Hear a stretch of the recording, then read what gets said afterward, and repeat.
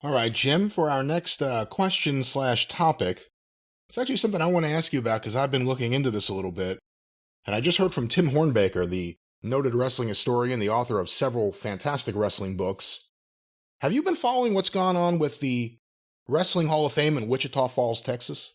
Oh, boy. Well, I mean, I couldn't quote it chapter and verse because this has been going on for the past couple of years, but I understand they rescued most of the items, right? That I don't know about that. Well, I thought they had transferred them somewhere else, or that somebody had control of them and was trying to get them back to the right people a couple months ago. I know first that's the one that got flooded, right? And then people disappeared, and Johnny Mantell and his wife, I think, specifically disappeared.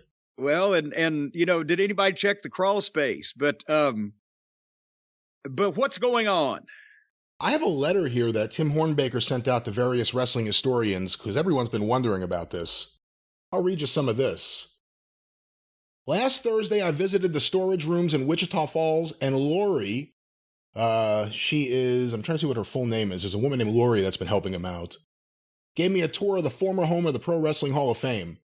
Needless to say, the site of the museum is currently a wreck, and little is there. He arranged to have the collections of Fred Hornby and J. Michael Kenyon moved to a secure storage room a few blocks away. So they protected all the research of the historians. Good, good.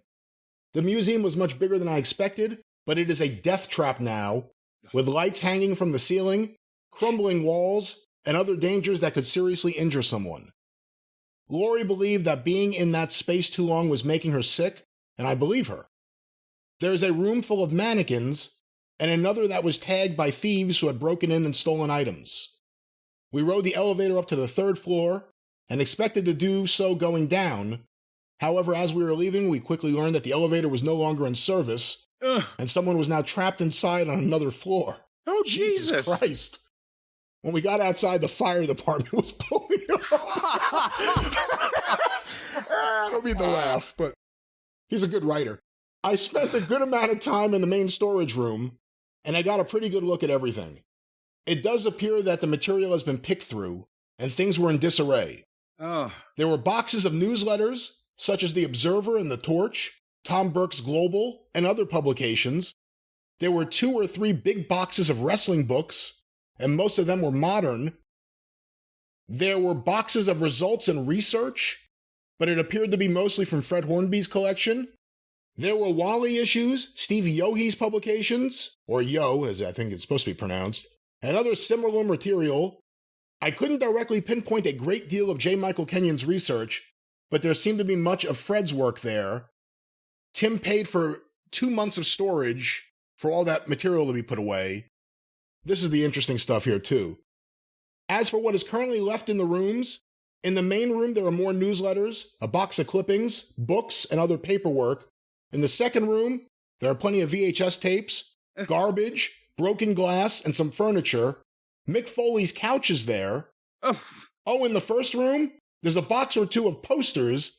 There is also a box of Ray Stern DVDs. On a shelf in one of the empty and decaying rooms of the museum was the most horrific find. Our friend and mentor, J. Michael Kenyon's ashes, were laying unattended and unprotected. There was a bag of individual baggies, each containing a note written by his partner Joan with his personal wishes. Obviously, his wishes had not been followed, and it is sad to know that his resting place had been mixed with the crumbling ruins of the former museum. I have his ashes here now. I'd like to send them to fellow historians and friends to see that his wishes will be followed as he had hoped. Well, I was about to say, I wouldn't think they would have left the ashes sitting there so I'm glad he got those. And that's really the sum of it. There's a lot there, but it's really a disgrace what happened there. And I will say another thing, and I feel bad saying this sometimes, but there are lots of people with good intentions who get involved with wrestling halls of fames. This is why I'll never give anything from my collection to anyone ever. No. And what Johnny Mantell, the way that he got that down there was because he's from that area and he knew somebody in the city council, chamber of commerce, something where the town agreed to go in and foot some of the cost or provide some of the place or whatever. I can't remember what the details were. And then that all fell apart and shit just went south, right? Pretty much. And Johnny Mantel disappeared, and there was a long time where no one was getting any answers. And I don't think anyone knows where Johnny Mantel is now. But there's now another Hall of Fame in upstate New York, with a lot of the people that were involved with the previous Hall of Fame in upstate New York, which sent all the possessions to Texas. Yeah. It's just such a mess. It really is a mess. I hate to say it, but WWE really is the only person positioned to do a Wrestling Hall of Fame, and I would never trust them to do a Wrestling Hall of Fame. Well, you and me, but we got other things to do. Maybe when I have more free time and you have, I won't live long enough to see you have more free time, probably. I don't know about that. I may have some free time I'm soon. fixing to have some free time in the next 2 or 3 years. I guarantee you that.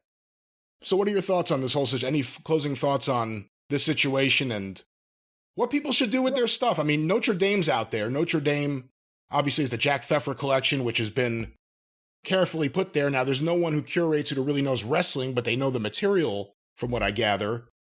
But, you know, when you look at these wrestling halls of fame and what happens, how can anyone consider donating anything to them? Well, I don't think you can, and that's a shame. And it's a bigger shame that when people do donate stuff and thinking it's going to be preserved, and it ends up, you know, in a fucking box next to some guy's ashes, which is ridiculous. But I guess, you know, until there is some type of organized Hall of Fame, if there ever is, that anybody can go to or whatever, I think the best we can do is like you do and I do and Tom Burke and so many other people have done, John Pantazzi and, you know, some of the folks of modern day, is collect what you can, you know, Hornbaker's a tremendous historian.